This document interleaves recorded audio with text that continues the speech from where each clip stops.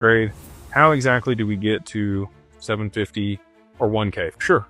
There's only maybe 3 billion XRP left on the market, and the demand that ensues to be able to gobble up that XRP would be a lot, right? Like a lot. And that's what drives it.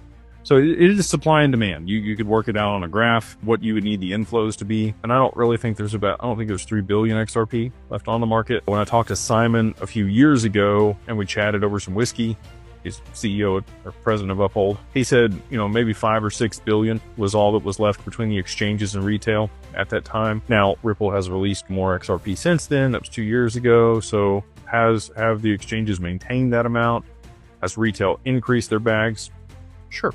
Let's call it all the way up to the 6 billion between the exchanges and retail. There's probably only, left for sale. Realistically, I think less than 1 billion XRP left for sale on the open market. Now, retail at certain prices is obviously going to come in on that. But with, 8 billion is kind of the estimated inflows on the first day from JP Morgan on the XRP ETFs. If there's 1 billion, you get an 8x on the price immediately. So what would that push you to? $24, $25 pretty quickly. And then if you had treasury companies and you also have demand from, other institutions or people needing it to settle certain things, and maybe they don't want to, move it onto the market. And then you also have the demand from exchanges. If Tether were to go bad,